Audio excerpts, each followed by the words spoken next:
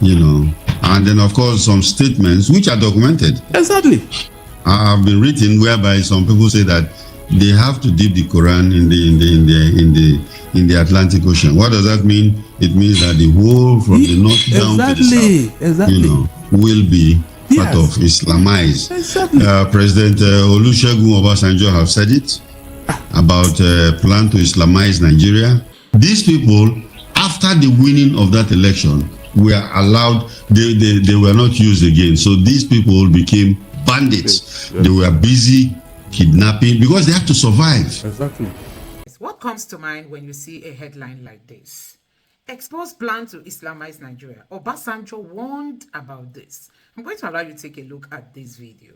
This is a video made by an interview that was granted by the former DSS boss. He has revealed so many things and plans to Islamize this country, come rain, come sun. Many people have said it is under Tinubu that the North is going to achieve this Islamization agenda. Because like what is happening now, Tinubu is paying less attention to all these insecurity-related issues. They are focusing on politicking 2027. And look at the menace all over the places. To the shock of Nigerians, Tinubu's government rejected death penalty for terrorists. What does that tell you? Tinubu does not want to hurt or it kind of provoke the North. That's why he rejected. Now, this man is here revealing how these people invaded Nigeria, how they came in, they were given money, why they rejected the money, why they insisted on staying back in Nigeria, and why they are causing this menace, the real agenda. In short, this is a former DSS boss. So he is not speaking out of, just out of lack of knowledge. He's coming from a place of information. So he knows what he's saying. I want you to really take your time and watch this video for you to see why these terror guys are still they are in charge of the country. There is no number of persons that will be quiet now that will make Tinubu to shake body. No, you have seen the body language. Recently, 12 people were buried in Plateau State for just no reason. And guess what did we see? We saw the governor of Plateau State defecting to the APC. That's to tell you that these people have developed thick skin when it comes to insecurity. Nothing moves them. Nothing shakes them. I mean, Plateau was bleeding. They were doing burial ceremony of these 12 people. The governor was defecting to the APC. Everything was fine for them. Anyway, guys, Tinubu's body language is really showing that he's not really ready to tackle insecurity except after 2027. By then, do you know how many lives must have been taken? I'm just going to allow you to take a look at this. A northerner once said it is under Tinubu that the Islamization is going to happen. I mean a northerner, because of the body language, the lack of political will. But take your time and hear for yourself what this former DSS boss has got to say. And let me know your thoughts in the comment section below. Don't forget that Ribadu is being tracked alongside Metawale. People are accusing them of Fulanis who are not even Nigerians. They are not the Nigerian-speaking Fulanis. They are the Bororo type of Fulanis. They are not from Nigeria. We don't know where they came from. And they were drafted into the security architecture of Nigeria. Were given guns. They went to the communities, collected the guns of the locals, the vigilantes, the local vigilantes. They disarmed them of their arms. And then the Fulanis came in.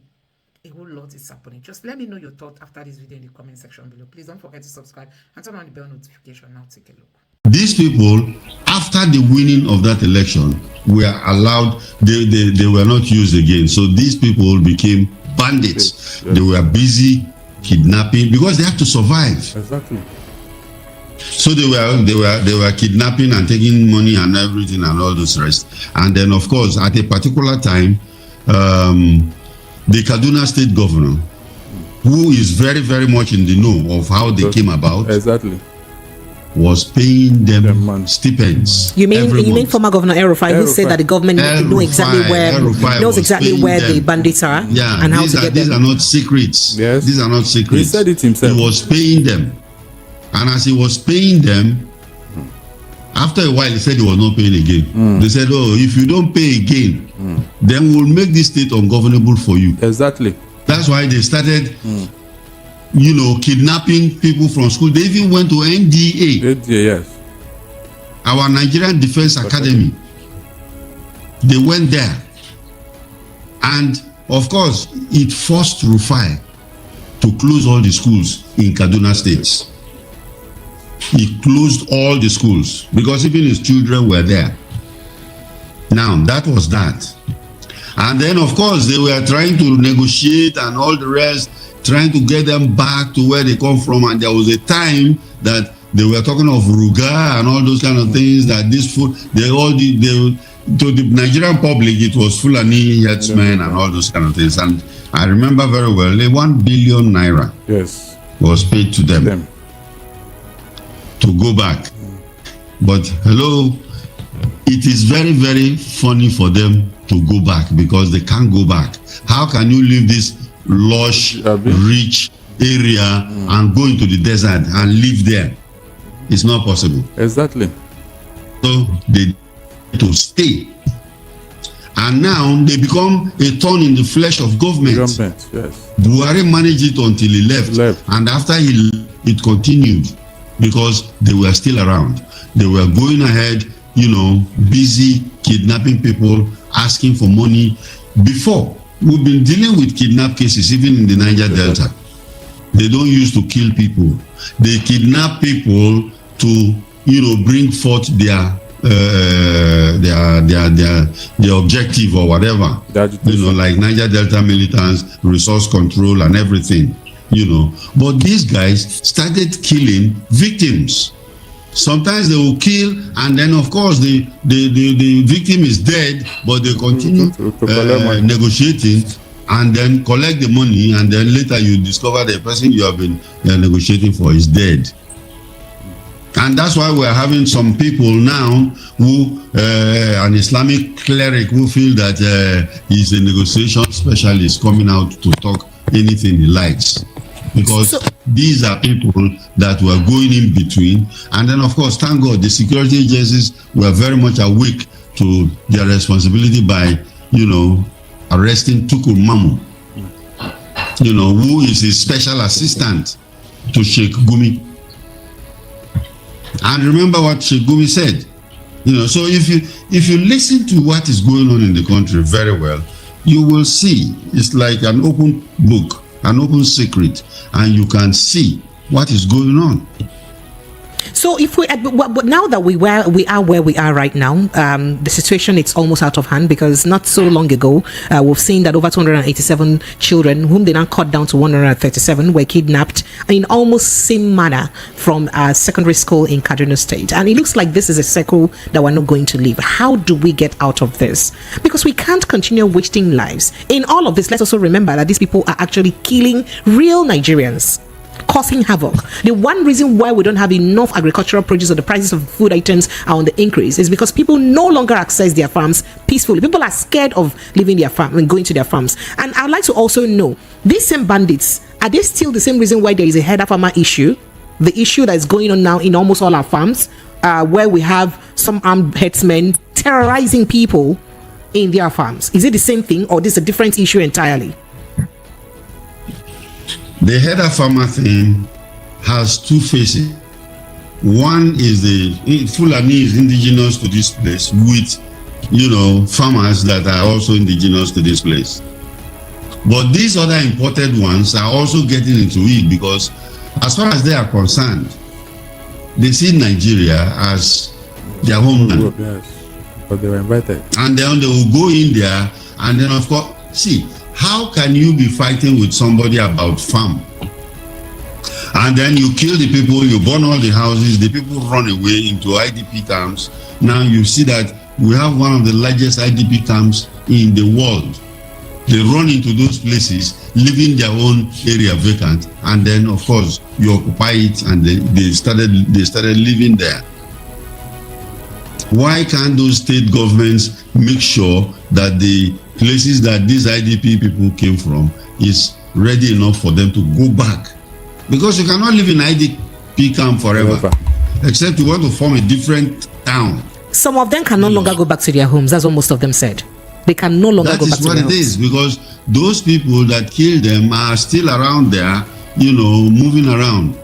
And they are in those places we call the ungoverned spaces, because we have not been able to put law enforcement into all the local So is it now clear that we're running a parallel government? Because El-Rufai told us while he was in government that some bandits are running a parallel government with his administration. So if we have areas that are ungoverned in a sovereign country, does it mean that there's actually a parallel government in the country? It's not a parallel government. It's not a parallel Because they're collecting taxes from some people. No, their objective is to create a caliphate. Oh, wow. Okay? Let me rewind again. During Jonathan's period, remember, before the election, 11 local governments in between Adamawa and Borno State were occupied by bandits, by terrorists. These Boko Haram. 11. And he has to, because if he carries out the election without those 11 states, 11 local governments, then the election is going to be null and void according to the constitution. Everybody must partake.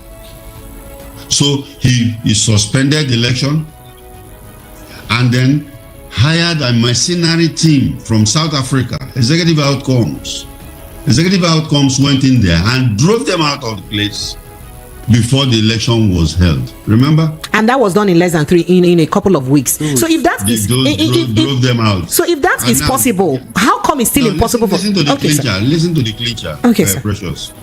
He drove them out. They drove them out, and the election was held. And during that election, Jonathan later conceded, and immediately the new government came in. They cancelled that contract. Exactly. Of the people who drove out the. Do you understand? Exactly. So you have to understand the country. You have to understand it very well. We are just hoping that we have patriotic leaders who are going to say, yes, this is Nigeria.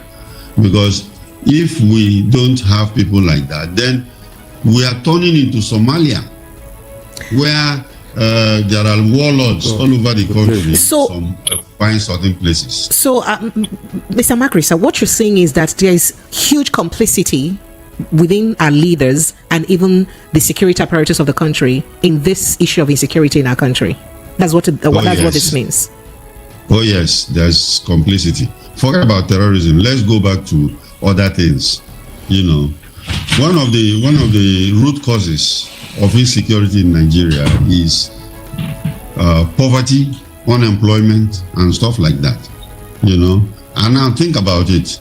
We have these problems waiting to be solved, and then we have legislators who know about this problem because they are supposed to be the representatives of the people.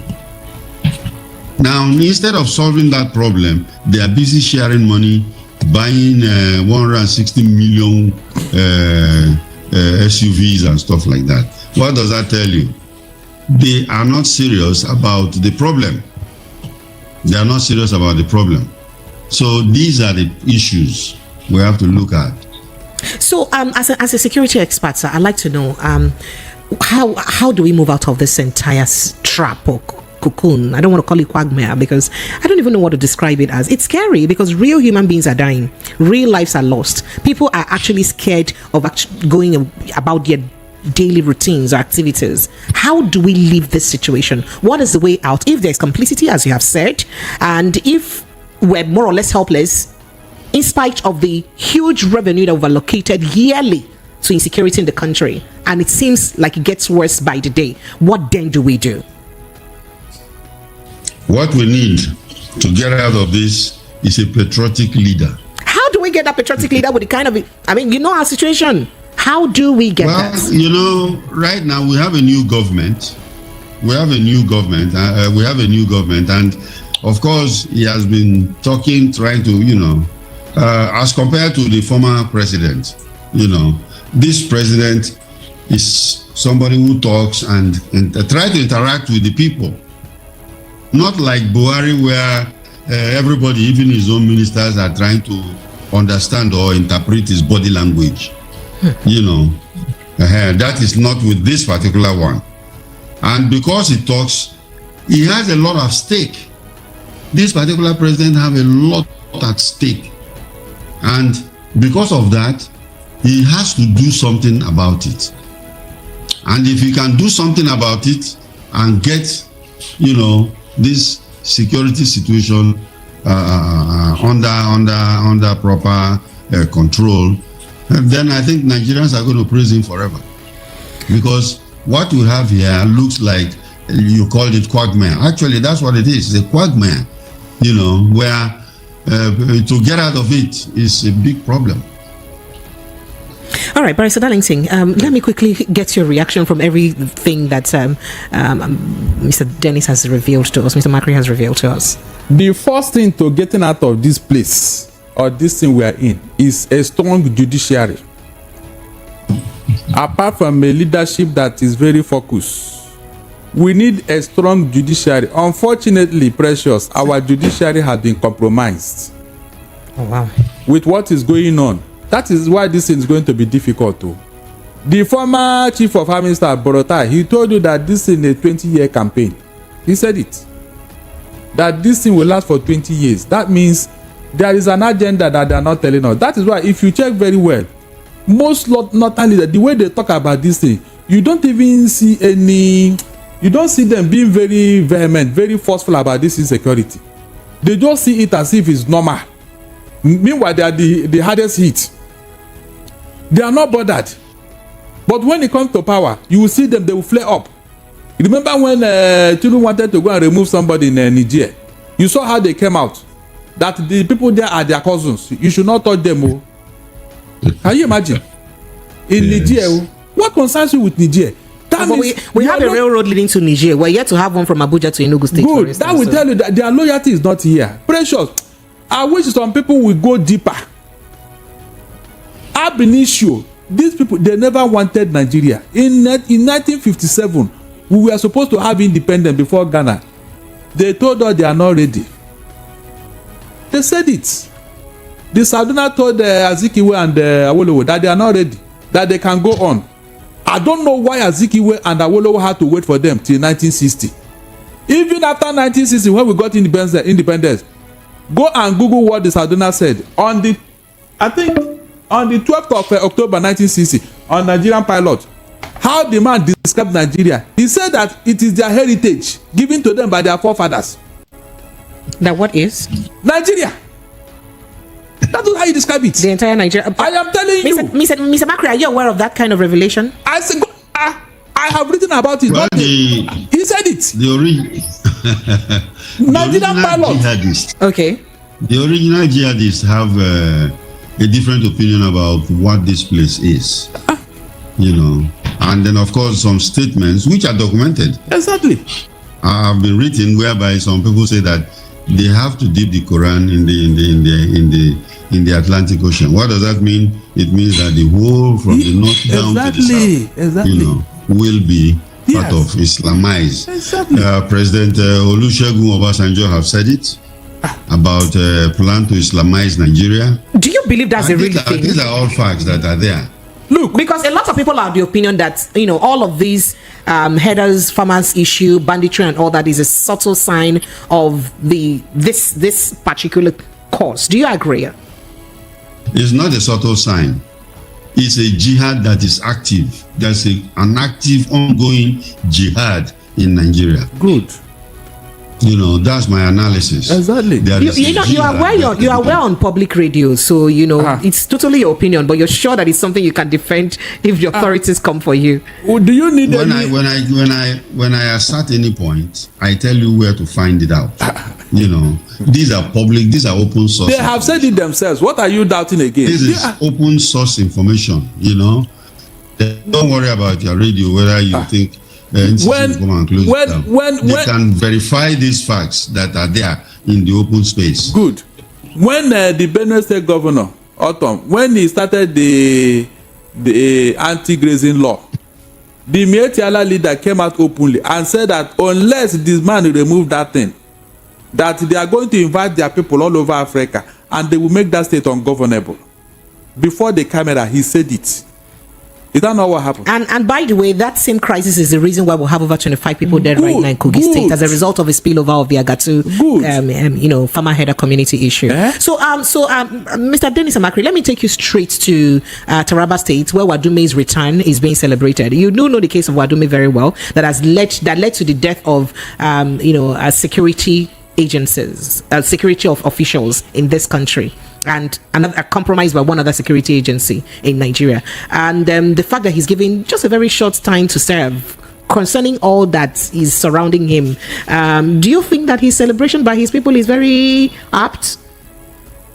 Well, and do you think justice was done too? Darlington has said it already, that if we want to get out of all these problems, we have to have a strong judiciary, you know. And you find out that even before, the laws that control kidnapping were not much. I think a year, 6 months or a year or something like that. And now they said, oh, it's some people say, let it be a death sentence, let's do this, that. Now, Wadume has been in jail, and he was jailed for 7 years, so he has completed, and then, of course, he has to come out. That's the rule of law. You know, the judge has given his judgment, and then, of course, as the judge pleases, that's the situation. All right, Barrister Darlington.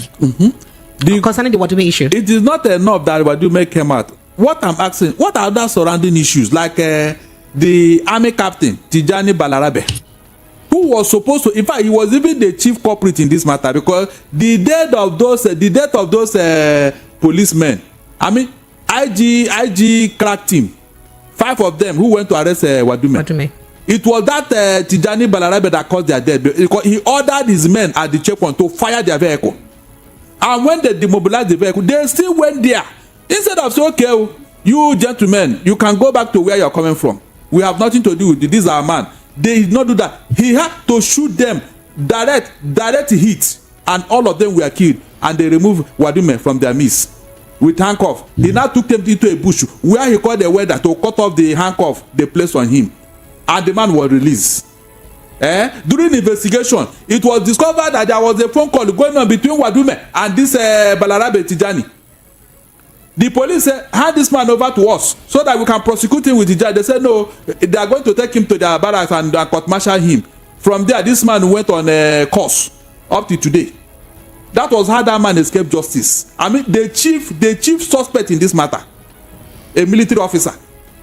Those men they killed, they have father, they have wife, they have children, they have brothers and sisters. Nobody talking about them. All because of what? Tijani Balarabe, who is a very good ally of Wadume. It was discovered that there was 192 phone calls between these two, even while investigation was going on. Everything was pointing at this man called Tijani.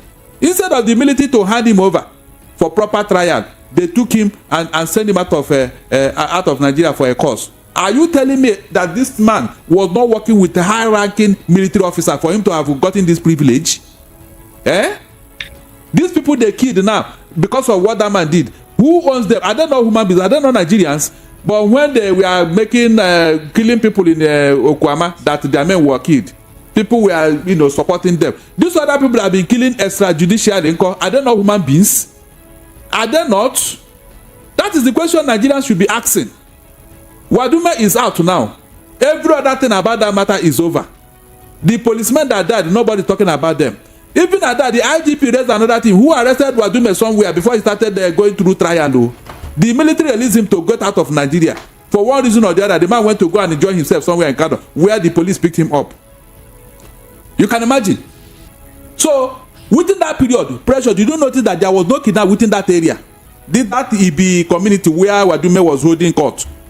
Now that he's back, are you sure he will not go back to his business? Because of the way he was celebrated. I said the entire community was shut down to welcome him. A criminal. Precious, a criminal. All right, Mr. Tenisa Makrisa, let's have your parting shot on this so that I can let you go. My listeners are itching to jumping on the conversation. We usually open phone lines. My phone lines are already buzzing. They're itching to jumping on the conversation. So let's have your concluding thoughts, sir. Yeah,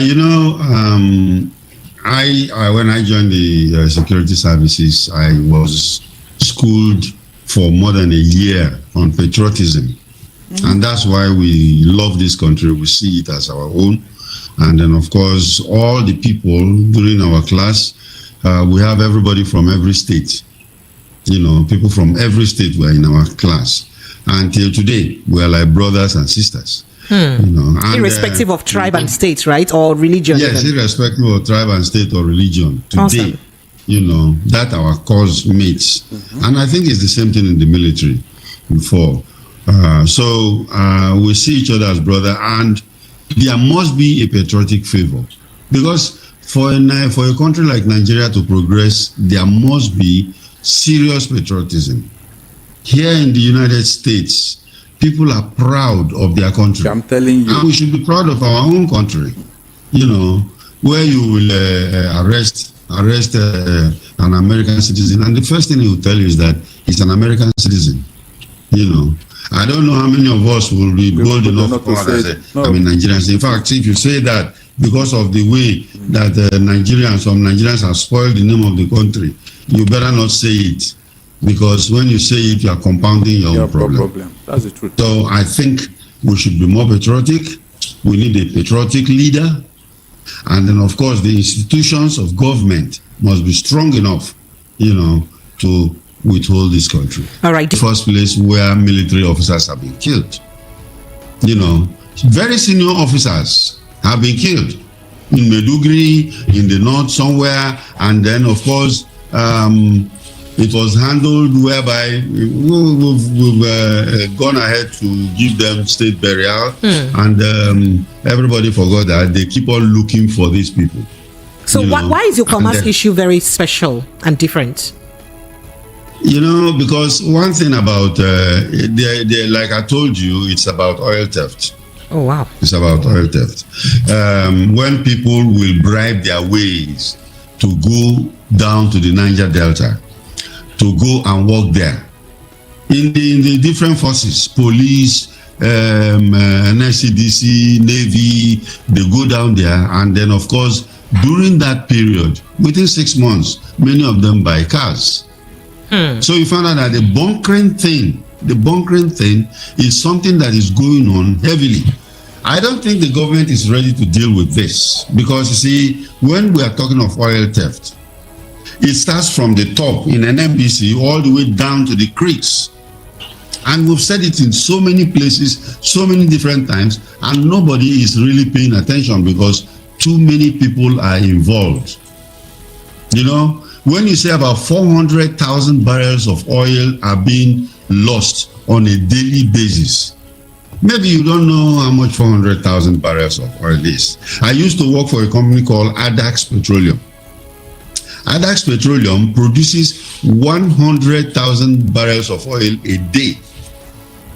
And that is the amount that makes them run their company very well, pay their workers very good salaries and everything, okay? So think of 400,000. That means we are talking of a very large corporation, you know, a very large corporation. Shell itself, you know, was producing about 1.something million barrels a day. During the height of the militancy, Shell came down all the way to 600,000. So you can see what I'm talking about. It's a lot of money. It's a lot of money. You see that every day, although they've hired Tatita Security to look after the pipeline, yes, and all the rest, but you still find out this on barges of ships loaded with crude oil. So you have said this now. You have said this now that you're certain that it's likely oil theft, but the Nigerian military hasn't said so. They are yet to tell us the nature of peacekeeping that these people, you know, that the military officials were involved in. The Nigerian military is not going to tell you that. Nigerian military is going to tell you that because some questions are going to arise from that investigation. You know, and one of the questions is, you are JTF. What are you doing in the creeks? Without the other services? Why is it only your service that is going there? And you say you are going for peacekeeping. Yes. Now, why is the police not there? Why is the DSS not there? These are questions that the military cannot answer. Okay, so although, you know, the killing of top officers was a very, very condemnable act. Very sad. You know, very sad. But you know what is going on. All right. Thank you, sir. I didn't let you know. I have one of my in-house analysts with me, Barrister Darlington. He's here in the studio with us. So I'd like to find out from him. Yes, please. As a civilian, Barrister Darlington, some retired and military officers have complained about the fear of reintegrating Boko Haram terrorists back into the society. They worry about that.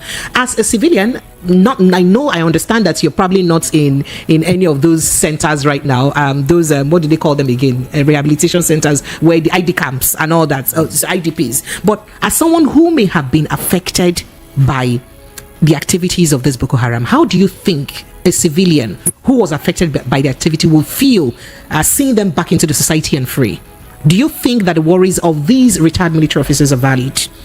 It is not. It is not, and it's very sad. First of all, their worries are not valid. First of all, I greet Mr. Makri. I greet you. He can hear you, sir. Now, it is very sad, and it is because we don't have a nation yet. What we have are tribal enclaves who are only after the protection of their own people. If we have a nation, such a thing will not happen. It can never happen. Never. Who are the people that are rehabilitated? Don't you know where they came from? They even told you that because they swore with the Quran. That's the only condition. That they swore with the Quran. And that was what make them build to become repentant terrorists. Is that not so funny? Now, the people you are talking about, have you not noticed that the people now pay more allegiance to these terrorists than the federal government? Have you not noticed it? How, sir? The people pay protection fee to these terrorists.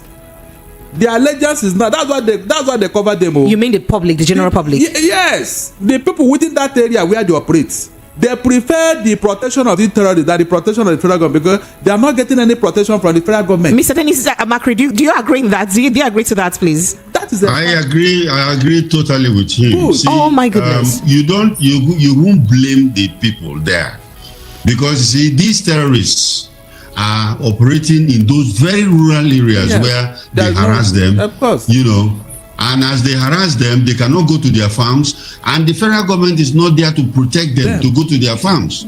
So the best thing for them, the terrorists said you should pay tax before we allow you to go to your farm. So they pay the tax and they allow them to go to the farm. So you find out that that's why we call them governed spaces, where there is no law enforcement presence.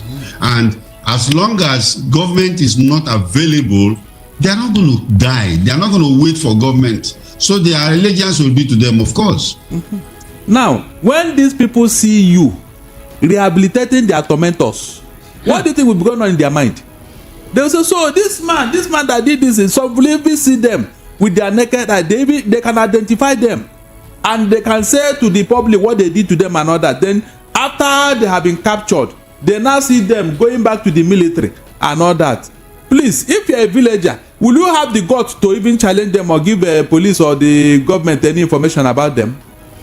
When you are seeing what is going on, it's not possible. So it is the federal government that doesn't want this thing to end. The way they are going about it, we have been saying it, the federal government of Nigeria, they have not told us what they have with these people. Seriously, it started when some people went to the Sahel region, went to Mali, and told them that they can come to Nigeria now. Nigeria is their home. Precious, if you're a patriotic leader, can you say that? That is, you openly invited criminals into your country. Openly. It's not hidden. You saw how Aero5 took our money to go and pay them, and yet they still came in. This other person said, if you have $200, you are free to come into Nigeria, and you can be given a visa at the point of entry. Precious, is that not how this thing started? I was in a studio when they asked me my take on it. I said, this is an indirect way of recruiting terrorists into this country. And Nigeria will never be okay with these people coming in. Is that not what happened? Ask yourself, how can somebody go to a village, kill all the people, take over that village, take over their farm, take over their home, their family home, and sack all of them? And now terrorists are occupying some villages in Plateau and in Benue. And the federal government is aware. If these people had a home ab initio, would they be occupying other people's home? Imagine if you're in Lagos here now, you want to travel to Plateau, and you say you want to go and visit your, and they told you, which home? That the people that came from somewhere in Senegal, in Sahel, in Mali, that there are people, they have taken over your village, even your family compound, they are all there dancing and celebrating. Will you go back? Will you travel? Pressure, that's what is going on today as I speak. The governor have said it, that communities have been taken over. So when the people see all these things, please, On what moral ground will you now ask them to be happy to give you information about whoever? The one they gave you, what did you do with it? The 400 list they gave, what did you do with it? So you can see that when you look at it from all angles, the federal government is complicit. They are the people making Nigeria not to even talk again about terrorism. Because when you talk, they won't do anything. Even the one they show them, have they acted on it? The answer is no. They choose and pick. Whenever it suits their fancy, they will take one person as a scapegoat. Then showcase him and people will say, yeah, they are fighting anything. We are not fighting anything. If they are fighting insecurity, those people will not. Do you remember that these people, they even protested that the food they are giving them is not up to standard? Terrorists. Pressure, terrorists. They protested. And the federal government is just pampering them. So what do you expect from the people? They will say, which one is our own? So that is the reason why this thing has to continue to fester. Okay, all right. So, Dennis Amakri, I'm coming back to you. In 2015, after the election, there was a revelation by one Kawo Baraje about how they brought some bandits. In fact, they call them armed militias from Mali, Burkina Faso, and other African countries to Nigeria to help win the election. Do you think that that's the reason why we're still having this insecurity issue in Nigeria? Can you link this recent banditry issues or ongoing banditry issues to that issue of getting Fulani militias from Mali, Sierra Leone, Senegal, others to win 2015 election? That statement linked to Kawo Baraje in late 2022. The answer is yes. Oh wow! And I'm going to go back. To Boko Haram because that's where it started. You see, we have to be one country, because if we're not one country, then we're just deceiving ourselves. Exactly. Patriotism is one that you see everybody as one.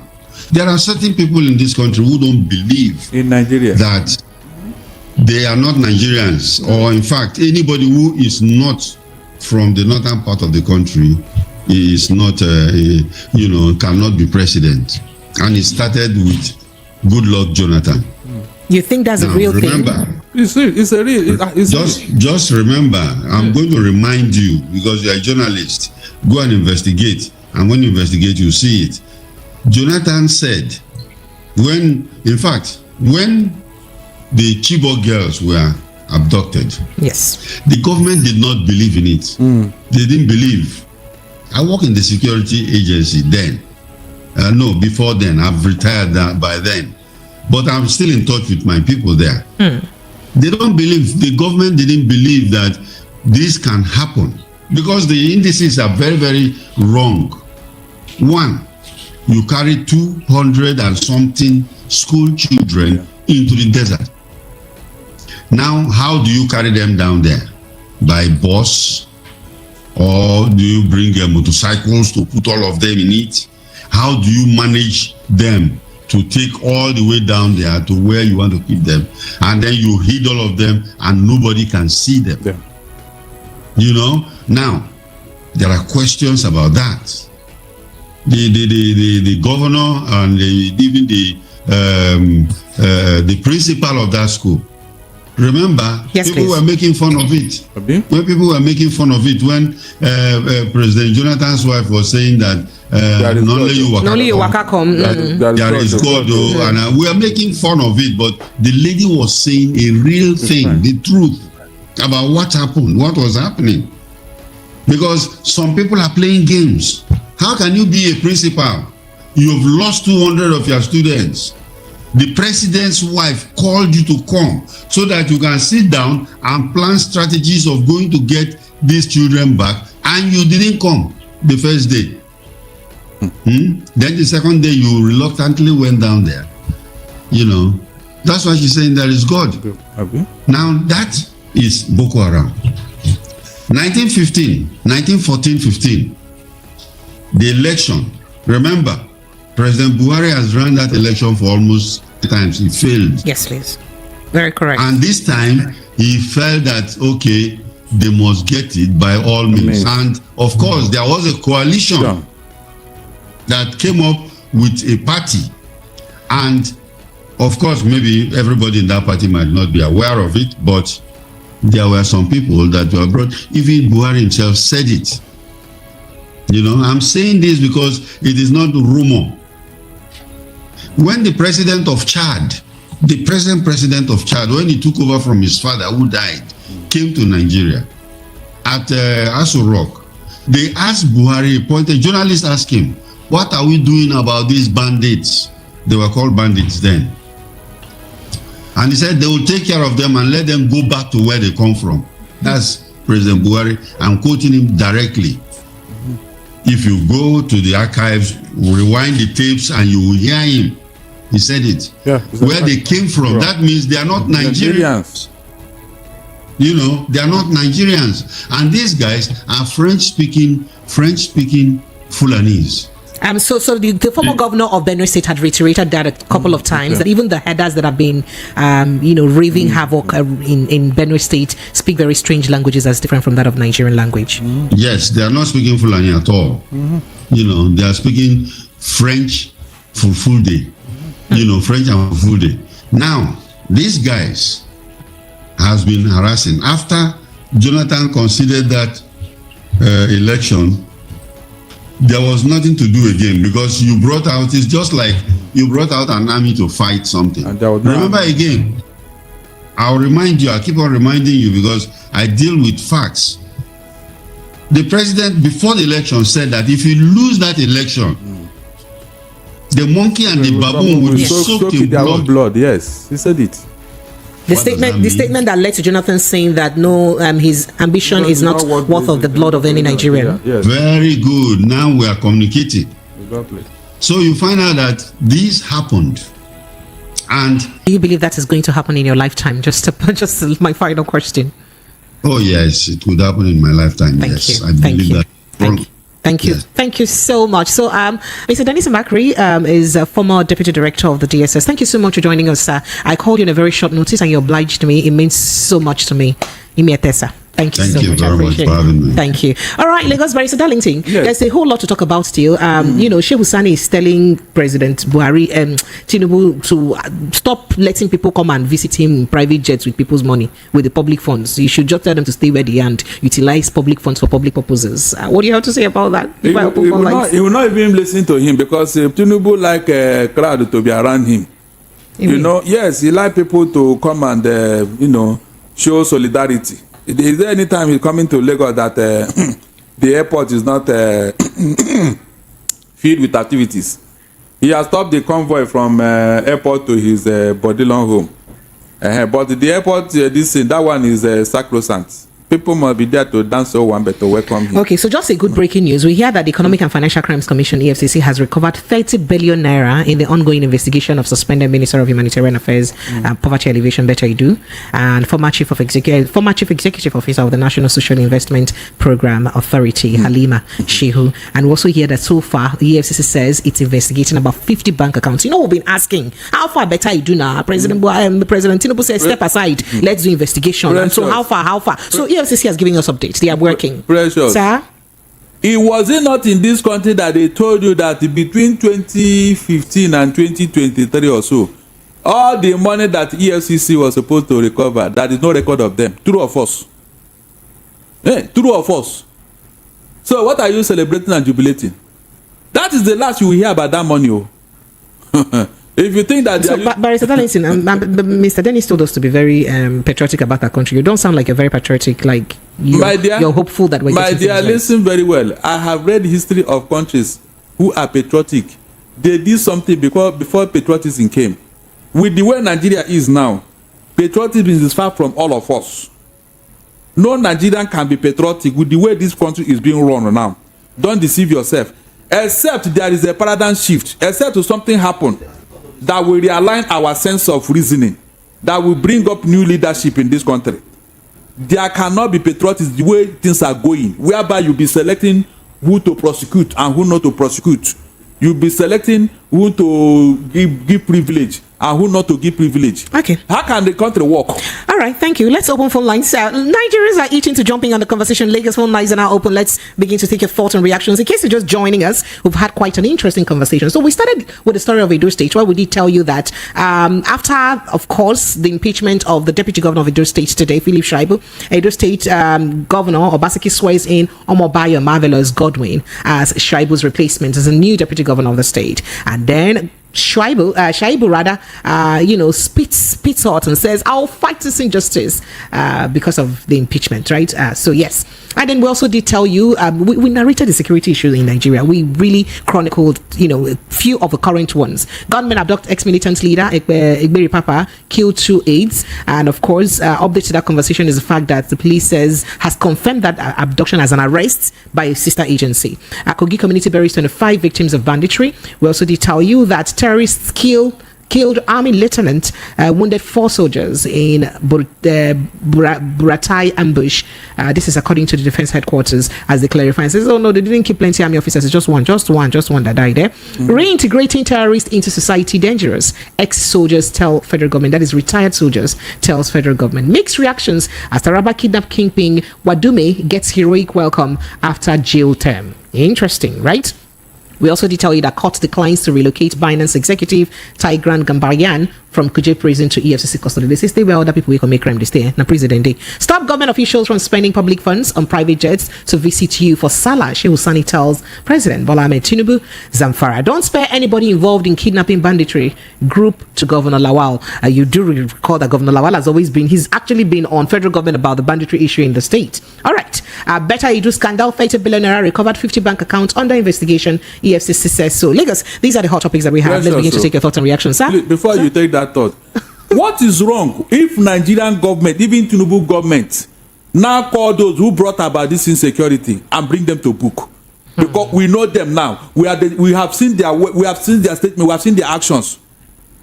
What is wrong if we now say, Mr. Man, why did you go and call terrorists to come into this country? What is your purpose? What were you pursuing? I mean, prosecute them because the evidence is there in the open. Prosecute them, send them to jail. But because nobody have told them, even called their name, that is why they are still proud. El-Rufai is threatening to take Tinubu to court. For what? After what you have done.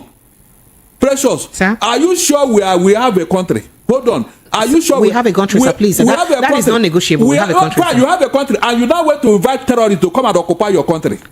That is still according to. According to what? Is it not? Are you not seeing it? Hold on. Is it not obvious? Didn't you hear what you really read? What one of them said here? How can you be a patriotic person and you brought terrorists into your country? Deliberately, can you have? Look, do you know that for you to be called a communist in America is the highest crime? For you to be called a communist, to tell you how they cherish their government, their type of democracy. But to hear somebody because of power, you went to go invite terrorists. That is what Kawu Baraje said. That is what he said. Is it not what you are seeing? He said that long ago, sir. No, it is good. Have they left? These people that are killing Nigerians without any mercy, are they Nigerians? Please answer me. Are they Nigerians? Why is it that whenever you want to be harsh on them, somebody will come out and say no? Somebody is been telling you if you anybody who will attack this bandit, we will not vote for him because they are our boys. Is that not what Shegumi have been saying? And these are people who claim to be Nigerians, who claim to love this country, and yet nobody have called them to book. But if anything, if what Kaubara just said is anything to go by, and if it's true, just like Mr. Dennis Amakri had said, the former DSS boss, do you not now think that they have a legitimate concern?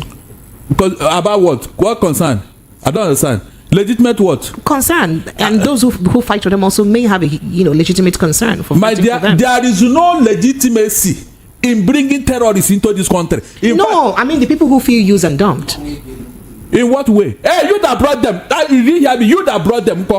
You that brought them for what purpose? Okay, that is the question. Why could you do that? Because you want to get power. Phone lines are open. Nigerians are itching to jumping on the conversation. And you still have to mouth to talk about Nigeria. 0700 903 903 903. That's the number to call. That is 0700 903 903 903. The other line to call is 0817 175 6338. That is the WhatsApp line. 0817 175 6338. It's the WhatsApp line. Hello, good evening to you. Welcome. Yeah, hello, Precious. Sir? Oh, Mr. Chukwu, you're welcome. You're welcome. Thank you. Yeah, Precious. Sir? Yeah, that's for April. Thank you. Thank you. Now, Darlington, good evening. Good evening, Tony. Darlington, Yeah. you see Precious. You see Precious. He's not telling Precious how to do her job. But I don't know why Precious always wants to prove. I just sent a text a message to her. She's doing her work. She's doing her work. Yeah, she's doing her work. But somebody you call an expert, a former DSS, who knows every single loophole or everything that has to do with the okay, let's say he knows more, a little bit or more about the So your calling is just to come and batch me. It's not because you want to contribute to. Your calling is to come and lambast and me. you are asking that man pressure, something that is in the public domain, and you're asking. So I should not ask again for clarification. Yes, now she has to ask. It's my job to ask I again said for something is in clarification. the public It's domain. okay, but I'll still ask. That it's in the public domain doesn't mean that everyone is privy to it. Abi? You don't know that. Tony, I will ask. It's my job. Let her ask the question. I'll answer It's her. my job. I'll answer her. If she asks me, I'll answer her. Oh God! That information is open to me does not mean that it's open to every other person. You look good this Monday, I'm not looking and then you are trying to come and be going. I'm not looking good. After collecting, collecting your sack. Why is on the step down? Thank you. I will let you know. I come and go. Let me pick calls. Thank you so much. I appreciate you. Bye. Hello, Thank good you. evening to you. Thank you. Hello, good evening. Yes, you're welcome. Good evening, Precious. Yes, please. Thank I'm you. Mr. Darlington. Thank you. What's your name, Fine, please? Yes. I'm Jupiter calling from Ikorodu. Your name is Peter. Calling from Ikorodu. I'm Jupiter calling from Oh, Ikorodu. Jupiter calling from Ikorodu. You're welcome. Go ahead. Go ahead. Very quickly. We'll have a lot of calls to take. Thank you. So, I have to hit on that about the insecurity. I thought that this country is called the giant of Africa. But I'm ashamed to say that we, the giant of Africa, are no more the giant of Africa. We are now the giant of borrowers, the giant of kidnappers. I don't know what to say about this country. Become a joke. Every day that someone can hear good news about this country. Or every time we'll be fed up with bad news. Sorry. I don't know. Thank you. Thank you so much. I appreciate you. Thank you. Sorry. Sorry, I understand. So, Bryce, Darlington, there's someone challenging you on the comment section. The person said that you're lying about it, that it was Azikiwe that was the man that stood against independence. Hey, God Almighty. I just said I should read your message to you. Let me go back to my phone line. The person doesn't know his history. Okay. Hello, good evening. Yeah, good evening, Precious. Sir?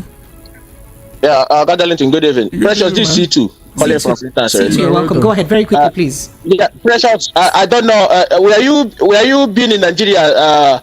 Did you just come back, or you been outside Nigeria? I just came back. Go ahead, please. Oh, okay, all right. If I have to say that, you say me and you are quarreling. You are not being honest to yourself. Hey. Honestly.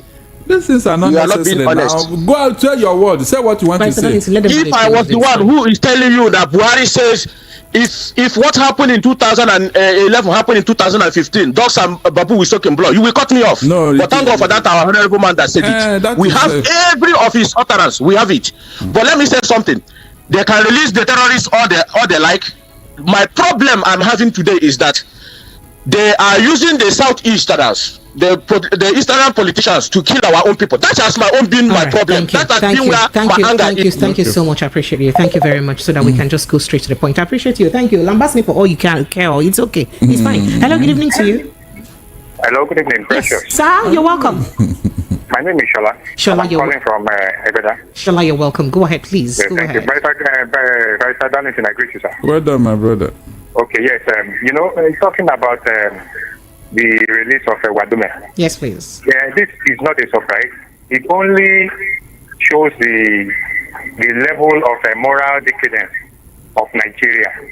It is not the first time. Was it not which governor the other time? How many governors that were being prosecuted and when they would left prison, they were celebrated. We don't tell ourselves the truth. You understand? What is bad is what is good to people now. You see the way people defend what is bad. And how do you expect this country to move forward? We are not being sincere. And just like somebody was asking, maybe by Darlington, he was asking if Nigeria is a nation. Nigeria is not a nation. I'm telling you, many things need to be addressed. We are not sincere with ourselves. We are just joking and playing around. Nigeria is a nation. You know, you're on public radio. It is not a nation. Thank you so much. I appreciate you. Thank you very much. All right. So let me go to YouTube now, where I begin with some messages. Truman Thinkwell says, I'm watching you people from Somalia. Well done. No. Leo Akodjor says, Barrister Darlington is a no-nonsense barrister. Wait. David says, oh, David, we'll look into that. Kena Ezekiel, the Precious, they have tagged team. He said what? They have tag teamed you today, Barrister Darlington and Mr. Dennis Amakri. Thank you. Emmanuel also says they brought those terrorists to fight Jonathan, but it did not work as a plan. Exactly. LCD says, see as presenter fold hand, he's shocked. He's shocked up. And me and I analyze like this. Wow. Great revelations. Ken Ezeke says there. Okay, and Trinix Engineering Services is the one that said that thing it said about you. You say you should get all your okay. What? William. No, it's okay. No, it's not for you. It's fine. And William says, as long as the a certain community are not angry about current what's happening with the insecurity in the country, they are the same in Gaza and Nigeria, anywhere. Jessica Becky says, good evening, Precious and Barrister Darlington. Oil and water can never be one. That's what you said. Innocent Okoye says, good evening, Precious. Oga Darlington, please. He said, okay, please what? My name is Nnaemeka from Ejigbo. I want the meaning of the name Nigeria. Okay. Ngozi Onwude says, Precious, APC new humanitarian minister. Thank you. Insecurity. William Mas says, insecurity. Tinubu is a southern Muslim, so he probably cannot do so much. Maintain Man says APC invited terrorists to chase Jonathan out. Really? Okay. All right. Where do I get to this again? And okay. Timalik says, Barrister Darlington, this your tie. Now one in town now. See, Innocent Okoye says, Precious, in Nigeria we have two citizens. One wants to see the country work. The others want the other. The other one doesn't want to see the country work. So we choose what we belong to. So let me go to WhatsApp now because my WhatsApp box is so full. Okay, Phil Inokota says, good evening. Barrister Darlington should stop putting out wrong information to the public. He said Peter Obi didn't impose anybody on Anambra people when leaving office. That he finished his term and left without putting anyone in his stead. Yes, he didn't impose, but asked. He said what? But asked what? Darlington who brought Obiano. Can you imagine? So. Do you know? Look, encouraging somebody to take over from you is different from selecting somebody and impose it on your state. What exactly is these people talking about wrong people? Okay, so Barrister Darlington, I have one message. Since Obi left Anambra, please, have you seen him throughout Obiano's tenure? Did you see Obi go there to talk or say anything about Obiano? That is what happens when you impose somebody. You'll be dictating for him what to do and what not to do. All right. So this says deadly notorious kidnapper Wadume has been released from prison after serving 4 years because he is not a Christian. After serving only 4 years, and I wish him good luck for his kidnapping business. Same Binta Iyako that sentenced deadly notorious kidnapper Wadume for 7 years imprisonment is holding innocent nnamdi Kanu that committed no crime. And I want to tell you that disintegration of all right. Okay.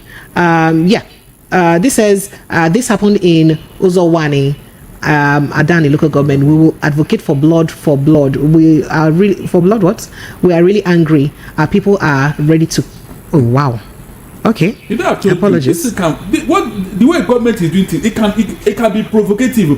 Barrister Darlington, apologies. Very provocative actions. Apologies. Let me just kindly run through the messages. This says your new guest has really poured everything out. To be honest with you, former PMB really done more harm to Nigeria than good. The monsters he invited in the name of election is what we are suffering today, and it's getting worse every day. It's unfortunate that Buhari's system is still in vogue, and I don't see this government doing anything tangible to eliminate those monsters. It is very bad and sad, and everyone looks helpless. But His Royal Highness BC Nwoko sent in that. If them explain Nigeria to you and you can't understand that means they don't explain that word to you. Usman from Yaba sent in that. Really, I'm so tired of the issues of insecurity in Nigeria because we are not telling ourselves the truth. Even the military are not telling themselves the truth. That's why we still have these issues all the time. Kenechiko from Festac Town. Good evening, Precious and Darlington. It shall be well with your guest in the studio. They nailed the issues on the head, right? All the expose that both of them have revealed on the insecurity are nothing but the truth. Our leaders are simply not patriotic enough. A time will come that will savage ourselves from their claws. As for Shaibu's impeachment, he didn't play his game well, so he should lick his wound, Jerry. Sahid Barawa sent in that message, okay? All right. Where is that? This beautiful precious for you. She will never agree. She will always ask for proof and verification. Someone, your guest in the studio, is telling you something that that is in the public domain. You are asking for proof. Good evening, my beautiful precious. Tony Chukudi, well done. After you having me put beautiful on top the yab. ICK Jima from Amokoko says, Sister Precious on Ogada LinkedIn, talking of patriotism, how patriotic is our constitution been giving? The constitution that we have, that is the constitution that is governing us, Gongo. How patriotic is it? Okay, going back to the phone lines, my message box is full. My phone lines are buzzing like crazy. Forgive me, I don't even know where to start from. Hello, good evening to you. Yeah. My sister Precious. Sir, my brother, welcome. Waiting be your name, brother. Yeah, my name is Evangelist Sagi. I want to greet my two brothers, Barrister Balichi and Minister Makri, Chabi. Yeah. Makri. Yeah. Dennis Makri. Two men I respect so much. Thank you. I respect them so much. Yes. You see, actually, as an economist, I'm writing a piece. I started it this morning, which I'm going to publish very soon, maybe by 2 days' time. When the news broke out, our two men have been released, I was now wondering. You remember a few weeks ago in Delta State, when our Ghanaian military, about 17 of them were murdered? It's like we're let loose. All of us condemn it because these are military personnel. But what happened for those guys, those security personnel, those police officers, special squads that went and arrested the Wadume, that were slaughtered, that were killed, murdered by those military guys? What happened to their family? I wonder. What happened to their family? So those guys now, those guys that what happened to them? They allowed the soil pressure, so important. And those soldiers that did that committed that heinous crime, what happened to them tomorrow? Do you anything again? But now the criminal have been released by our judges, by our courts, and the family, the people they are celebrating that in criminal have been released. And would you not want maybe for those in service now to be committed? Is that what you're saying? I wonder. See, if I may ask now, because of our reward system, if I may ask Nigeria and everybody listening to us now, who was the governor where the Chibok girls were taken away? I didn't want to say they were kidnapped. Were taken away. Who was governor? He's your vice president. He's the vice president. That means Nigeria rewarded evil. No people misbehave. We give that a word. If I may ask again, have you ever seen any school that promotes a student that fails promotion exam? Not who keep promoting people that fail. Somebody that was in power as a governor and a got the security for that is not safe. Those students, Thank you so much. I appreciate it. Yes, as I round up now, do you know that the principal then was later made as commissioner? Exactly. In that's a government of VP now. For cooperating with them, yes. What are we sending? What message are we sending? Yes, the woman was promoted. Thank you. Thank you so much. Hello, good evening to you. Yeah, good evening, Precious and Matt Darlington. This is Mr. Richard from Germany. You're welcome. Go ahead, you know about these bandits. Let me tell you the truth. We are lying to ourselves. Nigerians are that is hypocritical. Lai Mohammed told you guys that these people are bandits. They can't arrest them. They can't. Them because they are not fighting, they are just criminals. They are not like IPOB. IPOB is fighting to separate from Nigeria, but the bandits are just ordinary criminals. Lai Mohammed said it severally, and no journalist attacked him or asked him why. El-Rufai said the same thing, and they got away with these things. That is why these people are doing what they are doing today. Wadume is free. 20 months. He spent 20 months in the prison. Evans, that committed the same crime, is on 21 years imprisonment. Evans, 21 years. Ndume, 20 months. One Nigeria, right? Exactly. Then Boko Haram have been killing innocent Nigerians. I lost a village guy when they were active, when Boko Haram was active in Jos. His wife, Basil and Euphemia, they were murdered in Jos. In Jos, Boko Haram. Their children are now orphaned. But Boko Haram are today working freely in Nigeria. One Nigeria for us, right? Okoma, this village in Delta State, has been occupied.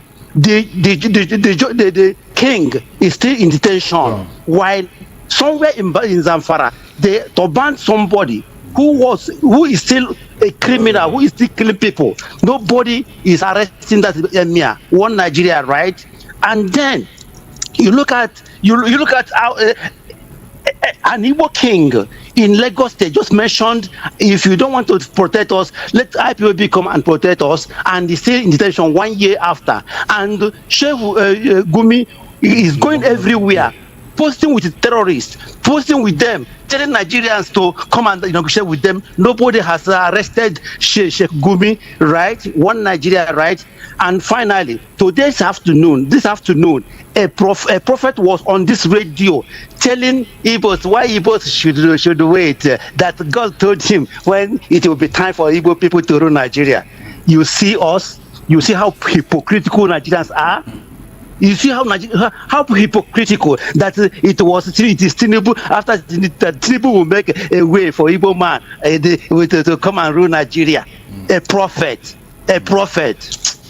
God bless you guys. All right, I appreciate you for speaking, but there is actually no need to, speak in any manner to, react in such a manner to anybody's. It's his opinion. He has a right to his opinion.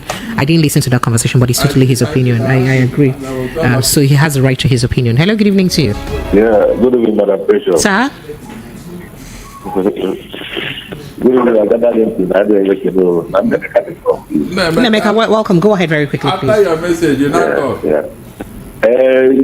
What I found out from the security experts is this: to have two different citizens. The other one wants to build the nation, to see the nation work, to join among the human race in the world. But the other ones doesn't want to see that. The only ones want to kill and destroy whatever we are doing. And I ask a question: is it a nation in peace? And another thing, the reason why I call again is, please, I want to know the meaning of Nigeria, the name Nigeria. That is why I call. Thank you, people. Thank you so much. I appreciate you. Thank you very much. All right. Hello. Good evening to you. Where is Flora Shaw? Hello. Precious. Good evening. Good evening. Good evening, Barrister Darlington. Well done. Yeah, my name is Joval. Precious. One of the best things to happen this evening were the two gentlemen, perfect gentlemen that we had as guests this evening, the DSS President and Barrister Darlington, our usual ma. So the other person that called quickly, we have prophets of Baal in the Bible and have prophets of God. Maybe that prophet that came on air was speaking for another prophecy, not from God. That aside, I know that some people will not be happy about all the analysis that were dished out this evening. And those people will try as much as possible to try and refute those wonderful analyses with all the evidences presented. Just like the other man who called from Germany, he was mentioning facts. We were all hearing it. One thing is very certain. If this country will want anybody to be loyal, as in for us to begin to support this country the way we want, the government will want us to support this country, it is very important that justice be done. What is good for the good should be good for the gander. If you imprison Wadume after 4 years, you are releasing him, you're letting him go, and you're imprisoning other persons and they are spending 21 years for the same type of offense committed, crime committed, then there's no justice. Automatically, that will make Nigerians not to be completely loyal and will bring about people asking whether this country is a nation. Of course, this country is a nation, but we need to do something to make Nigeria look like a nation and be like a nation. As long as that is not done by this leadership or whoever is in the seats of power in Nigeria, we are not in anywhere. And it is so unfair that after some people will turn people to orphan in this country, kill people mercilessly, abduct people, and demand money from this country, they are arrested by the military who are serving this nation, and what the government will do in return is to release them, set them free. And you want loyalty from those who are serving Nigeria. It is well, Precious. It is well. I'm not happy about the way this country is run. So I think this government should do better. this government should do better. Thank you. Thank you. Thank you so much. I appreciate you. All right. Let me go back to WhatsApp. Ah, right. It's my WhatsApp box is full. Okay. So let's see if we can do a few. Oh, okay. Okay. All right. Minimum. Oh, let's not even go there.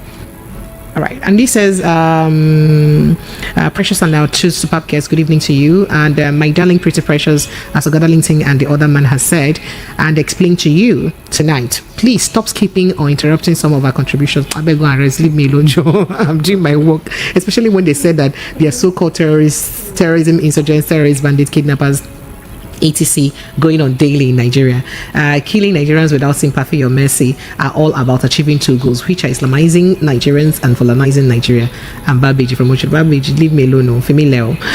If you remember when Okwama incident happened, I asked what would be the ripple effect of the military invasion and killing in those communities. Wouldn't it give birth again to militancy, breeding generation of angry youth who would grow to hate the military for what they have done? Look at the sudden release of Wadume, a political thug, a kidnapper and murderer, and then when he was arrested by the IDP team, he was released by an army captain, Tijani Balaraba, who led soldiers of Battalion 93. His men killed. I'm coming to this message. Let me just pick this call. You're giving us history.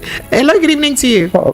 Hello, Precious. How was your weekend? I'm my darling team. It was incomplete, but thank you for asking, sir. Mr. from Chicago. How are you? Yes, sir. Fine, thank you, sir. Are you on step down? Because no, I use my phone when I'm outside. No, not yet. Not yet. Just a little time left. Okay. Okay. Can I say something? Very quickly, please. First of all, do you remember gathering thing? Do you remember the story of Lebanon? Lebanon was a Christian country. Yes. Yes, before these people penetrate to that place. Yes, overrun the now place. It's thank you. It's ruling by Muslim now. Yes, what I want to say. Yes. Exactly. Yes.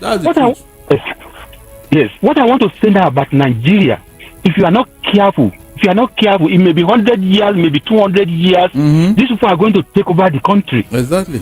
Because, yes, those people that are injected to the military, they are going to take over the system. I'm telling you. Take over the whole country. I'm telling you. Except we do something quickly. If not, we are going to run over by these people. That's the truth. Yes, you are very correct. You are very correct. Because how do you bring a terrorist into your military? Precious, are you thinking what I'm thinking? And the Tinubu and the other people, they are seeing it. A terrorist. And you say he had repented because he swore with the Quran. That was the only condition. That's all. And you're asking why this thing has continued. Yes. We have to do something. Look, Nigeria is not the same country. What did the Igbo do to Nigeria? What did they do? Delta, the oil getting from Delta belong to Nigeria. The gold getting from Zamfara belong to Zamfara. Right. Now,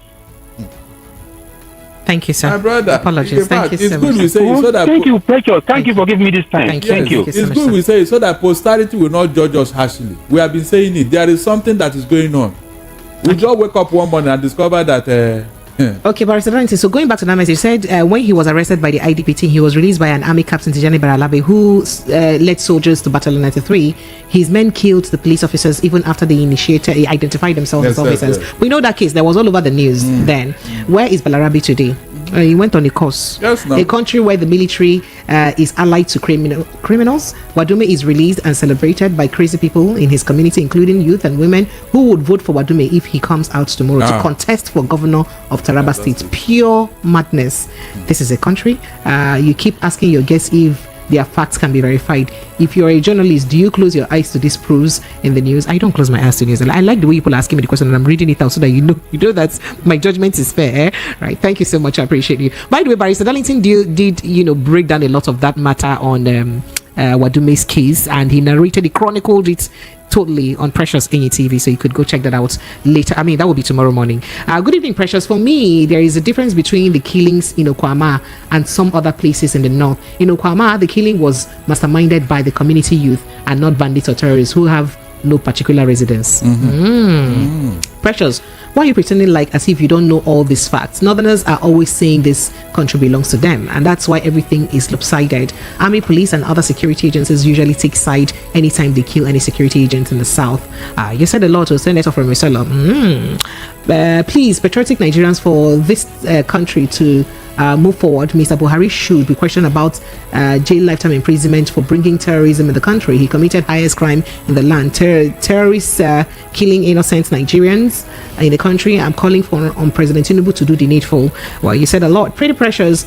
A lack of patriotism from our leaders is a bane of our problem. We need to draw a line between governance and religion, else we will not make any progress. Our leaders need to understand what leadership and service is. They need to stop living all the sweat of the ordinary, off the sweat of the ordinary citizens. Francis Chilaka sent in that message. I appreciate you, Francis. Thank you so much. Hi, Precious. I thank you for inviting Mr. Dennis. May God bless you. On the kidnapping of terrorism, amen. Hey, let me receive that prayer. One prayer out of all the curses. I appreciate you. God bless you. That's refreshing. I would have just kept it. I forgot how refreshing that is. Amen again. Hi, Precious. I thank you for inviting Mr. Dennis. May God bless you. Amen. Amen. On the kidnapping of terrorists, can you see how things in this, the release of Wadume shows the level of inequality in the handling of issues affecting the nation? There will be no peace in Nigeria until all the lopsidedness of the country is addressed. Now I know that the North is more important than other segments of the nation. Tosin Williams from Ogun State sent in that. Precious. Even I actually wanted to tackle you seriously, but the way you answered and exercised patience made me rest my... But you expect me to be defensive? Hey, don't make me laugh. Marisa Darlington, these people don't know. Oh my God. Hey God. He say, I see you. Please continue to do good work. God bless you. KJL, are you said you be ready? You came with a full squad on me, eh? Okay. Prince from Ilasa says, Precious, please, I'm having a serious headache. Please fast forward to the step down. I'm going there streets. I'm going there. Eh? Other countries are living in the future, but here in Nigeria, we are going back to Egypt. Yeah, okay. So you said that. Okay, all right. Thank you so much. Let's just round up with this call. Hello, good evening. Hello, Precious. Sir. Good evening. Good evening. Welcome. Mr. Darlington, my man of the year. Good evening, sir. Hey. Yeah, Dayo, how are you? Dayo from Fagba. Fine, sir. Well done. And APC spokeslady, well done. You go Dayo. Thank you. Yes. Now, like I used to say, there is this insecurity in Nigeria, especially in the north. There is conspiracy of the government, the security people, the army and the police, and also the northern elites and their kings. I mean, look at where they have brought Nigeria to, especially when Buhari came into power. And see now, somebody says he will continue in Buhari's legacy, and he's continuing it. What do you call this man? This man is untouchable. This northern Gumi is untouchable. You can see the conspiracy. El-Rufai is untouchable. So you can see, and even these senators and governors, they are untouchable. They know about this thing. They want it to end today. It will end. But you can see the conspiracy of governments and this thing. That's why we are in this nightmare. Is it not a shame? Now there is full scarcity in the north. I mean, full scarcity in Nigeria because of all these things. People cannot go to farm. They will kidnap them and is it not a shame? Okay. Because I mean, look at where we are in a mess, and this is we are not up to a year now. Everywhere is boiling. I mean, I don't know where are we going in this country, and this man is still going 3 years to come. Where will Nigeria be at that particular time? That will be expendable. I mean, it's very, very unfortunate. And they are saying what did he do in Ogadality? Please, I want to ask. Now, can you rate this governance in Lagos from Jakonde to Marwa to Fashola to Tinubu? Because they said he did everything. What did he do in Lagos now? Tinubu, what did he do in Lagos? I don't know. What is that? You can rate. No, let's check it. And they are saying that come for debate so that people can access you, but he didn't come. And see what he has done to this country now. Yes, it's a shame. The worst of us is. All right, thank you so much, Dayo. Thank you, I appreciate you. Thank you so much. All right, Barrister Darlington, you want to wrap up on that? We will have step down now. Precious. Sir, did you know that Pakistan and Bangladesh came out of India? Are you aware? Yes. They were formerly part of India. Yes. They came out of that place. Did you know why they left and why they went away? Look, there are certain things that are inevitable, no matter how long you delay it. Why do you think all these Western countries, they try to treat their people very well? They provide for them, they make sure that they are comfortable. An American president can die for America. Go and watch Air Force One. That was where American president demonstrated what they stand for. Air Force One. Look at how they came here to release one person in kidnappers them, one. They selected the best of American elite military security officers to come and release him. Precious. When will Nigeria start thinking forward, for God's sake? This is that we are talking now. Do you think that, do you know that this thing is getting, is that we are not even saying anything, because the people we are talking to, they are not making any improvement. They are not even, as if you are talking to yourself. At least by now, somebody's supposed to be saying, okay, let us change. After 8 years of Buhari, that we mess up everything. At least let us start doing things that will be, well, you know, yeah, things are getting worse. El-Rufai is threatening to become president. Can you just imagine? Precious, our children are going to fight this war if we leave it. I'm not joking, no, because it can never happen. It cannot continue. This cannot continue because nature abhors a vacuum.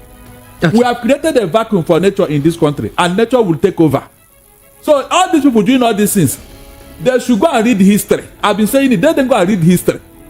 There is a limit to everything. Even God. There is the time He will say, okay, let Satan take over. Yes, now when God have wondered what you don't, He say, okay, Satan, now you go and do your work. By that time we start looking, who caused this problem? Who did this? Now that we are saying it so that people will learn their lesson, nobody will hear. Nobody will hear. You think that this enslavement will continue, Abby?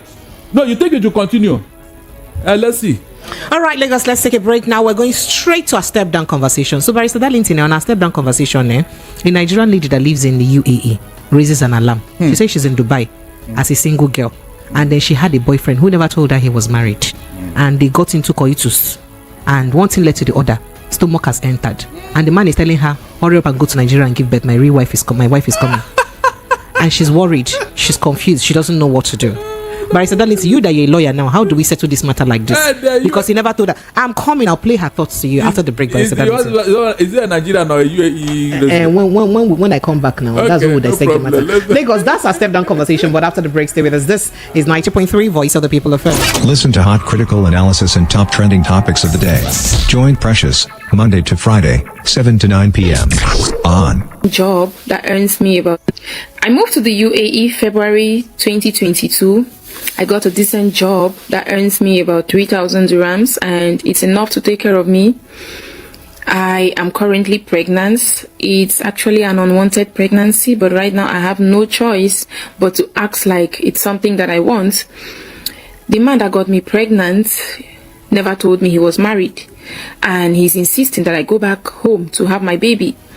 But my problem is, I'm not sure that if I go back home, he will be taking care of the baby and I, because right now he's asking me to work until I can save enough money that can sustain me and the pregnancy until when the baby comes. The main reason why I am so upset is when he approached me until we started dating, he never told me he was married from home. He never told me he had a wife and children in Africa. And right now that I'm already pregnant, it's now that he's telling me that he's actually bringing his wife to the UAE. Now that I'm pregnant, I need all the support I can get. So I cannot continue staying in the company accommodation. I need to stay with him. But for now that I'm with him, what if his wife finally comes? What am I going to do? And I still have a couple of months to work until I can go back home to have my baby. I never knew men in the UAE are like this. I never knew people were this cruel. I never knew when it comes to a man that actually just wants you, that just wants to.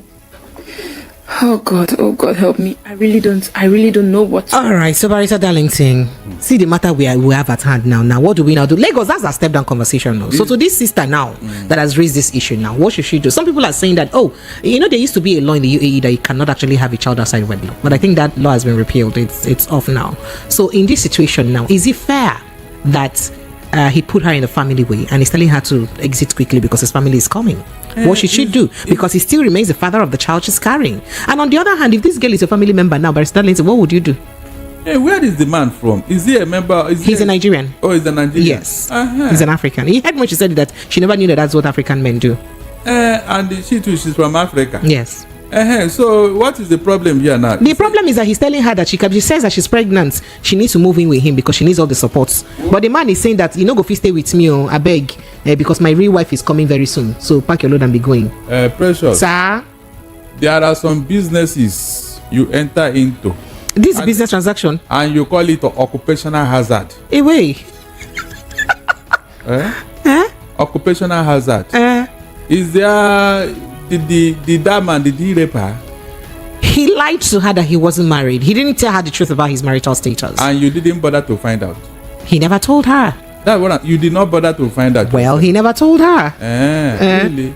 Now that you have told her, there's no problem now. Oh, you mean because of that? That was why you now, you didn't even bother to say, if I get pregnant now, are we married? Has he gone to pay my bride price? Did he do the necessary things? You just allowed him to get you pregnant and you are complaining. I mean, look at it yourself. I call it occupational hazard. It's as simple as that. I mean, if they are being friends, what is wrong there? The demand is okay, get pregnant for me, I will take care of it. So he has the right to tell her to leave his house that his wife is coming.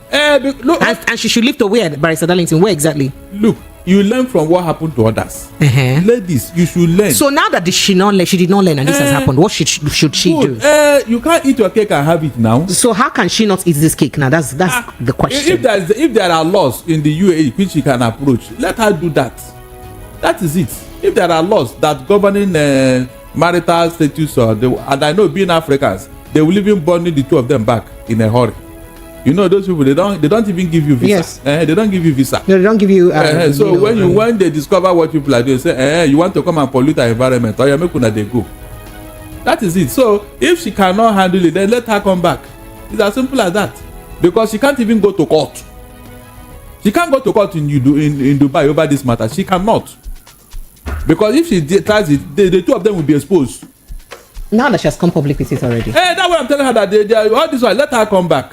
That's only this, because if the company throw her out of the company accommodation, according to her, because whether I like her, the pregnant will show. By the time the stomach starts shooting up, can you hide it again? All right, Barrister Darlington, let me let Nigerians jump in on this. You put yourself in problem. You put the boy in problem. Okay, phone lines are open. 0700-903-903-903 and 0817-175-6338. That's the WhatsApp line. 0817-175-6338. Hello, good evening. Good evening, Precious. Jova, step down. You're welcome. Oh yeah, Jova, sharp. Politics. Sharp. Need to speak. It's okay. Okay, Jova, step down. Politics. It's okay. Fine. Sometimes, Precious. Sir? I become ashamed of some of your supposed to be members of your WhatsApp group. My sisterhood. Your gender. Sometimes I become ashamed of them. Yes. Why? Why exactly? How could you be dating someone? From what I heard now, they're not married. I wonder. And she opened her mouth to say that she was not intending to get pregnant. But now that she's pregnant, which means somehow that she did not mention to us hearing, she wanted to be pregnant. She never wanted it. So what should she do? We don't have plenty of time. Let's not dwell on it, because I wanted to ask you that you're ashamed of the sisterhood, but you're not ashamed of your full brotherhood who lied to her, that who didn't tell her the truth about his marital status. Precious, today's own is your WhatsApp group member that I will blame. The other time I blamed the other guy. Okay, it's okay. So you hail this guy for not telling the truth about his marital status. He did a good job. No.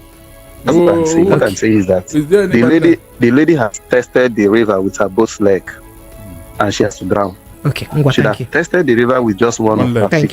Thank you so much. I appreciate it. Hello, good evening. Good evening to you. Thank you so much for joining us. You have a good job. My name is Shola. Shola, where are you calling from? Calling from Egbeda. You're welcome. Yes, please, go ahead. Okay, yeah, so it's a very painful situation, I like to put myself in people's shoes. The women could be vulnerable. If this were to be my sister, how I won't be happy. So So what I would just say is that the guy, played a fast one on her, and that is what leads to why some women can pay back in a wicked way. So for me, I would advise the lady, because now she cannot just take any action. I would advise she should go and report. You understand? So that, and another thing is that they will want the DNA to be done, but at least she should report, because that guy might want to even go away with her, to keep his own family. So, and she did mention that she's the only member of her family who has ever traveled. You see, so the guy, you can't eat your cake and have it. There should be a payback in a way, but she should be smart about it. After some time, she should let the wife know. She should just surprise the man, with the baby. Maybe after the baby has been given birth. But now she should just go and take care of herself and lay low. But there should be a payback. A girl who is earning that kind of money, is it not supposed to be comfortable? Barrister Darlington, so because she's comfortable, her body should not do her anyhow. Was it not the man that came to her? No, look at the man now. So if David do anyhow, don't you have your safe period? What is safe? Should the man not also protect himself? Why did he not do a vasectomy when he knows he has a family and he's done with having kids? Guys, the insecurity in Nigeria is not going to end anytime soon. From what we are seeing, from the agenda on ground, I mean, this thing is not going to die down anytime soon. There is a whole plot, real plot to Islamize this country. One might be wondering, how did we get here? How come we were lamenting under the Buhari's government? That is because Buhari is a Fulani man. He will not want to fight the Fulanis. He will not want to save Nigeria. His interest is on his people.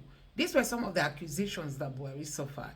We're like, we can't wait to have a southern president. Even when Peter Obi was contesting alongside Tinubu, many people were like, whether it's Peter Obi, whether it's Tinubu, let it just be a southern president that will have to end some of the menace under the Buhari's government. But you can see now Nigerians are even preferring Buhari. I heard somebody speaking that Buhari tried to stop the Fulanis because he was scared people would say yes, it's because he is a Fulani man.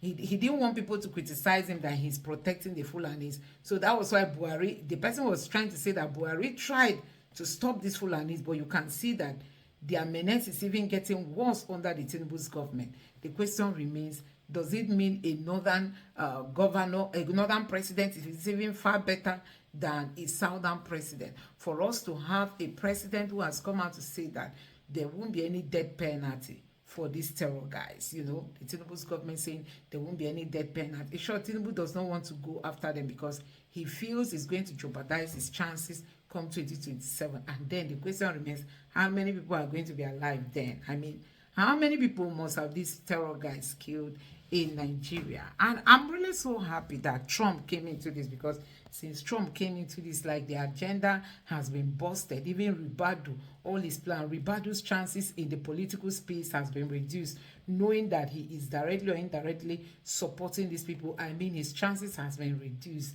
It's no more the Ribadu that will boldly come out to like, oh, Tinubu is going to hand over to him. Nigerians are not going to let it happen. I mean, we are not going to let it happen. And that is why they are somehow panicking. Their plans have been exposed. Their plots against the Nigerian state has been reviewed. And now they don't even know what to do. Because tell me how Ribadu will be the one bringing in people from different parts of Nigeria, different countries, to come and head our security architecture. That is unbelievable. And these are some of the things that Nigerians are saying, that with this exposure, Ribadu has just dented his own political future here in Nigeria. I mean, he has dented it, and that is just it. Anyway, guys, I don't really know what you make of all this, but it's really, really so sad that we are seeing all this in the country. Now, Tinubu is being dragged, some people are dragging him that Tinubu should be impeached. Tinubu should be impeached because of Tinubu should be impeached because of what he did, in the tax law that so many people have been raising alarm on. They said the tax law is not what was seen, that is being seen now. It's not what was seen when they were passing the bill, that is being seen now that the bill has been passed. So many people are saying Tinubu should be impeached, Tinubu should be impeached. And that has really taken a whole lot on the social media with calls. Even some political parties are also asking for Tinubu's impeachment, because you know what that means, as in the National Assembly passed a bill, you went ahead to like change it to suit your own agenda or what. You can imagine. Now there's another headline that's Tinubu set to borrow 54.7 trillion in this year. In 3 years, Tinubu has borrowed a lot. There's no good road, nothing to show for it. Honestly, Nigerians are wondering what is all this.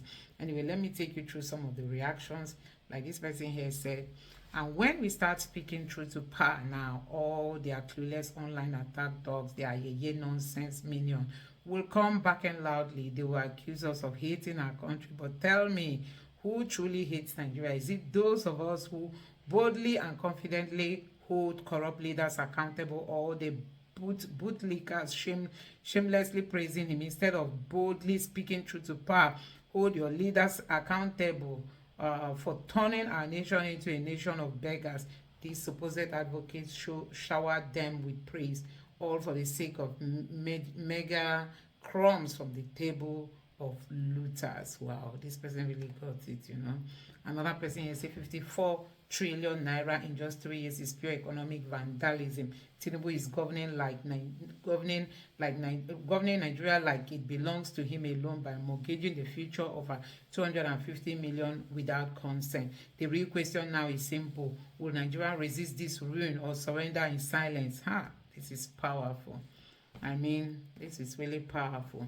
And this other person here say again, despite subsidy removal, tax revenue, oil revenue, non-oil revenue, foreign aid and grants, and others too, Tinubu won't buy us with loan. That's what this person is saying, honestly. Tinubu want to finish everybody with loan. Now, this person, my problem isn't borrowing, but what has it been done with those ones borrowed so far? When Nigerians are ready, we will all meet at the street to take our country back from these kleptocrats. And this other person say 54 trillion more in debt, no production plan, just more looting. A government that mortgages its future has no legitimacy. When the transparency on where is the transparency on exactly what what this build, or who will benefit, if I may ask, what the country? And this person here say, as of June 30th, 2025, total public debt was 152 trillion, about $99 billion. As a Nigerian, be aware that your personal share of the nation's debt already stands at approximately 635,530 naira. That means every Nigeria is owing almost 415 US dollars. Before you catch your bread, another borrowing is loading. After removing fuel subsidy, Milo corn go buy also. This is your call. The president came to destroy this country. What the hell is he doing with the borrowing? This person keeps supporting evil. Kill APC before these criminals kill all of us. And this person here say the Tinubu's administration has borrowed so much money that future generation will be in debt to some foreign countries. Your reportage is so prejudicial. Sometimes it looks disgusting. What kind of headline is this? You don't know the kind of headline. And this one say Robert Stamp National Assembly or standing on borrowing mandate. If it is based on MTEF we borrow, okay, MIF or what, I don't know, more than what is in the piece of the document, is this still part of the renewed who? This is not borrowing. It's the figure for the budget. Oh my God! This is the figure for the budget. It's not borrowing. Your country is gone. Nigeria is set to borrow in 3 years. You know, Nigeria has borrowed this in 3 years. So guys, I don't know what Tinubu is doing with Nigerian people's money. Let me know your thoughts in the comment section below. Thank you.